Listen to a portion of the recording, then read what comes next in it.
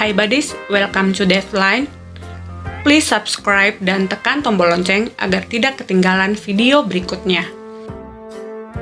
Deathline akan membahas drama The Mentalist per episode. Semoga kalian bisa menikmati videonya.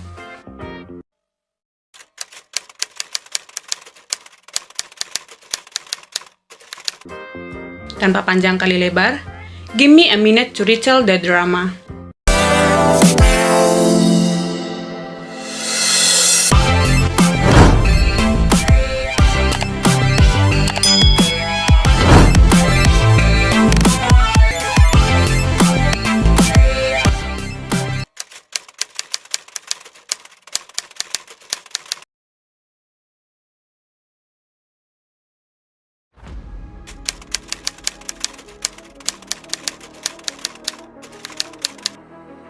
Scene dimulai di mana tim Lisbon sedang berada di lokasi perkebunan anggur yang berada di Northern Napa County.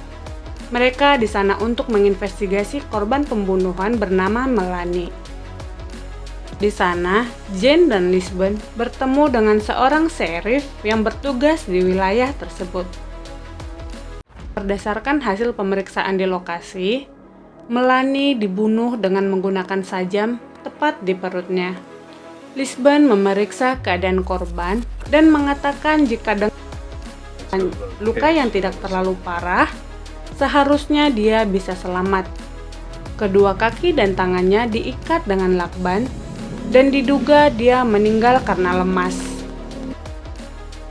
Jane memiliki analisa yang berbeda dan dia menduga ini adalah kelakuan orang yang menderita kelainan jiwa. Lisbon mencoba menduga motif pelaku, namun dia tidak menemukan clue.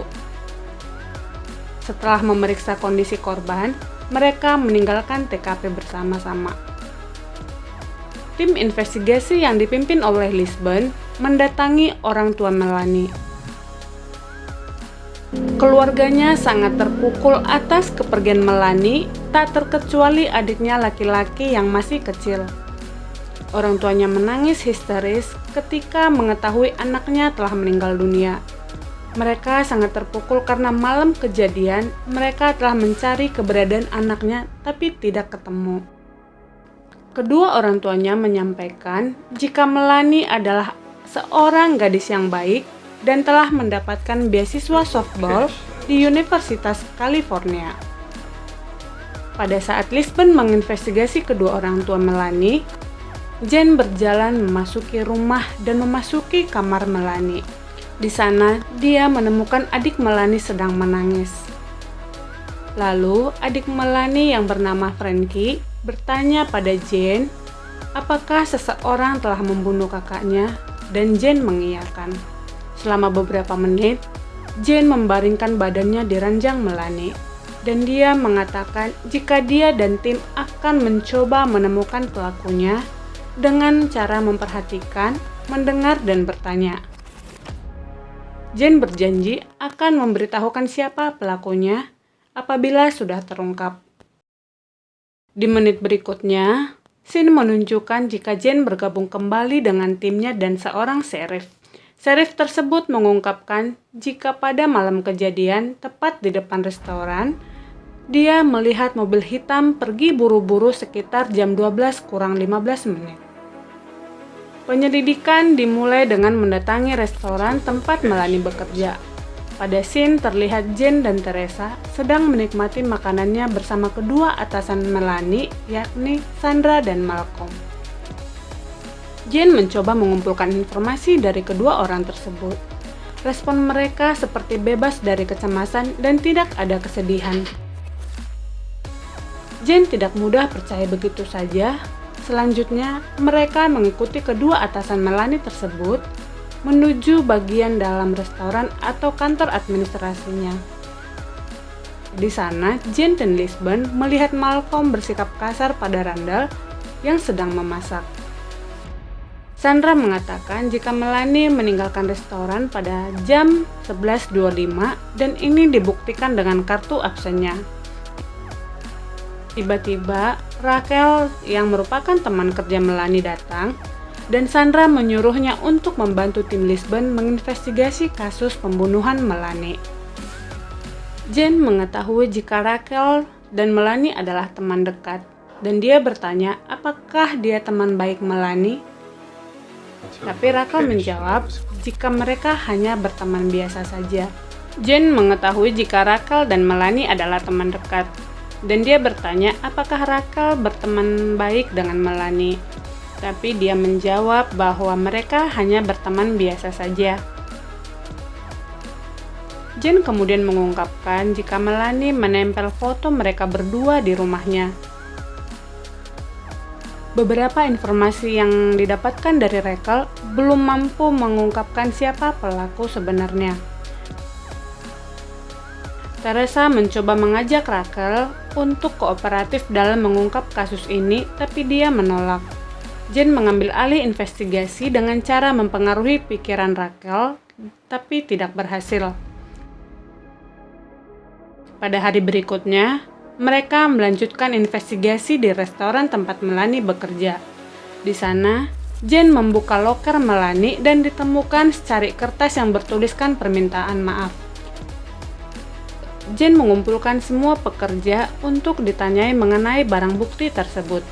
Dia menduga jika pemberi surat tersebut adalah pelakunya. Dan untuk mengetahui siapa penulisnya, maka semua pekerja di sana harus menulis sebuah catatan dengan tangan kiri dan tangan kanan. Dan tiba-tiba Randall pingsan. Esok harinya, Kimball Cho menginterogasi Randall perihal catatan permintaan maaf pada Melanie yang ditemukan di lokernya. Dengan gugup dan takut, dia menjawab semua pertanyaan Kimball Cho dan dia menjelaskan jika malam itu Randall menyapa Melanie dan mereka mengobrol sebentar. Dia merasa nyaman mendekati Melanie namun tidak berhasil karena Melanie langsung menendang pahanya lalu melarikan diri. Dia merasa bersalah, jadi esok harinya dia menaruh catatan tersebut di sana. Berdasarkan hasil pemeriksaan ini, Randall disimpulkan tidak terkait dengan kematian Melanie. Pada scene berikutnya, Lisbon dan tim sedang membuat skema analisa kejadian setelah melakukan investigasi sementara. Pada penyelidikan selanjutnya, Jane meminta Van Pelt untuk mengontak motel-motel yang berada sekitar 10 mil dari Sand Creek, yaitu restoran tempat Melanie kerja. Lisbon juga menyuruh Van Pelt untuk mengecek truk hitam yang berkaitan dengan kejahatan di Napa area. Berbagai teori kejahatan dikaitkan dengan peristiwa ini, namun tidak ada yang cocok. Lisbon menduga jika ini kemungkinan berkaitan dengan psikopat. Tiba-tiba, Rachel hadir di depan Lisbon dan Jane. Jane menyentuh pundak Rachel dan dia mengungkapkan hubungan Melanie dan Hector Ramirez, sepupunya, yang merupakan seorang pengedar obat terlarang. Hector menemui Melanie pada malam kejadian. Rachel mengatakan jika dia tidak berani mengungkapkan ini sebelumnya karena dia takut pada sepupunya tersebut. Lisbon tidak setuju dengan metode investigasi yang dilakukan oleh Jane karena menghipnotis saksi untuk berbicara. Walaupun mereka sering berdebat seperti ini, mereka tetap solid di lapangan. Tanpa buang waktu, tim Lisbon dibantu oleh kepolisian Sacramento mengepung rumah Hector. Dia mencoba melarikan diri dengan melompat dari jendela kaca. Sialnya, Lisbon berhasil menangkapnya dengan gagah perkasa. Setibanya di kantor polisi, Hector memberikan kesaksiannya jika malam itu dia sudah berjanji bertemu dengan Melanie sepulang kerja, yaitu jam 11.30. Namun dia telat 10 menit dan menunggu sebentar di depan restoran. Tetapi Melanie tidak keluar. Dengan kesal, dia meninggalkan tempat tersebut. Hector merasa bersalah karena dia membiarkan kekasihnya terbunuh. Dia sangat bangga dengan perjuangan Melanie untuk melanjutkan studi di Universitas California. Ketika interogasi selesai, Lisbon meragukan informasi yang diberikan oleh Hector dan dia belum dihapus dari nama orang yang dicurigai. Sampai scene ini, belum terungkap dugaan mengarah pada siapa. Orang tua, teman, pacar, rekan kerja, atasan sudah diinvestigasi. Langkah terakhir adalah menghubungi motel-motel di sekitar Sun Creek.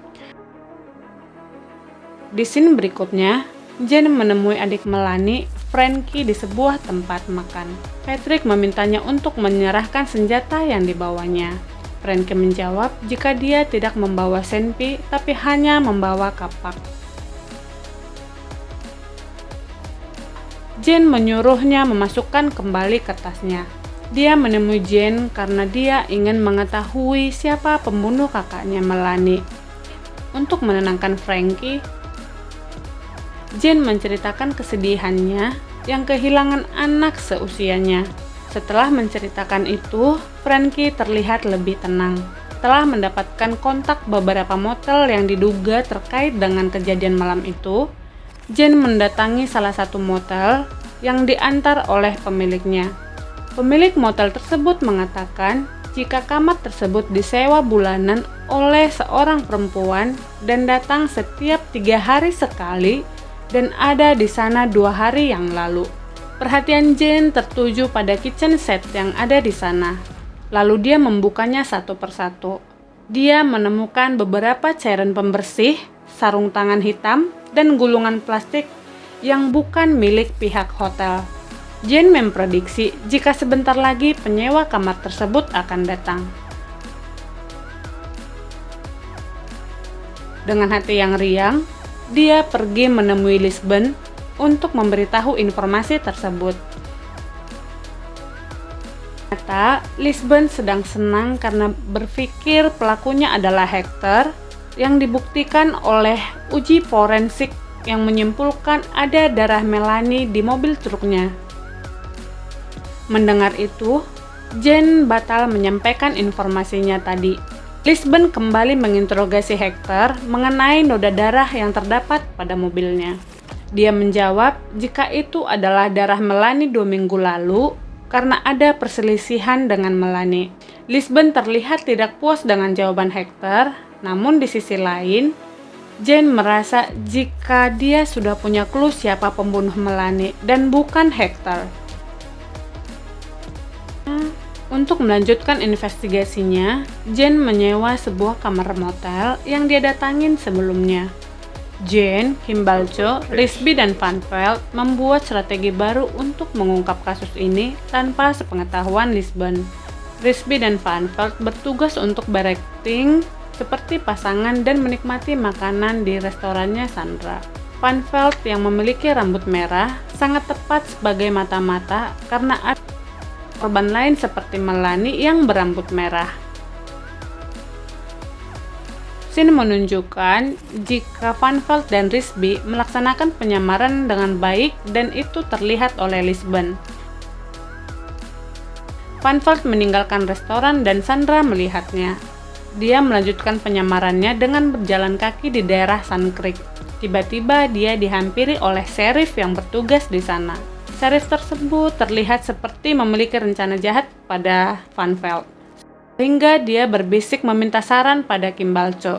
Ketika sheriff menawarkan tumpangan padanya, Van Pelt menolak. Ternyata sheriff tersebut tidak menyukai penolakan dari Van Pelt.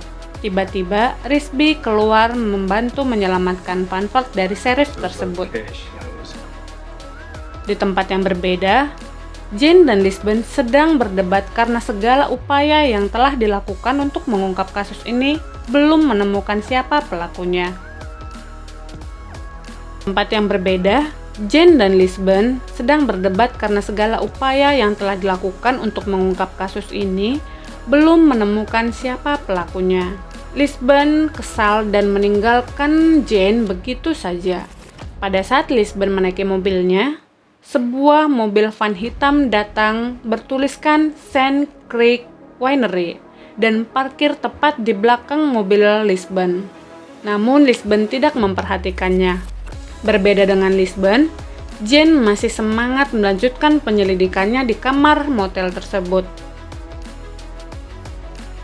Ketika dia sedang rebahan di kasur, tiba-tiba dia melihat Sandra dan Malcolm membawa seorang gadis berambut merah.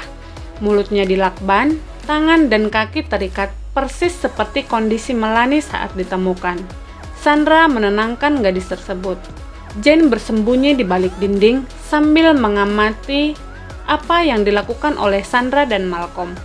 Malcolm dan Sandra akan memulai perbuatan keji mereka dengan membentangkan plastik lebar di atas kasur. Selanjutnya, korban akan dinikmati di atas plastik tersebut. Tiba-tiba Malcolm melihat Jane yang sedang mengamati mereka. Jane terlihat agak takut karena dia sadar dia sedang berhadapan dengan orang yang memiliki kelainan jiwa. Jane berusaha tenang dan mencoba mempengaruhi pikiran mereka dan berhasil membuat Sandra dan Malcolm berdebat kusir.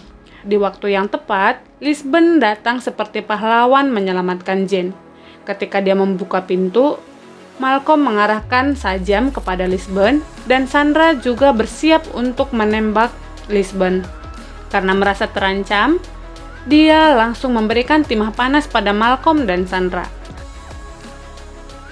Akhirnya, pelaku terungkap dan bisa menyelamatkan gadis-gadis berambut merah lainnya. Karena pasangan ini memiliki kecenderungan menculik dan membunuh perempuan berambut merah. Sulit ya Badis mengungkap kasus ini, dan pelakunya adalah atasan Melanie sendiri yang terlihat seperti orang baik namun tidak memiliki empati ketika jenazah Melanie ditemukan. Kali ini, Jane berhasil menangkap pelakunya dengan caranya sendiri. Thanks for watching. Jangan lupa subscribe, like, dan tekan tombol lonceng. Let's meet in next video. Stay positive thinking. See ya!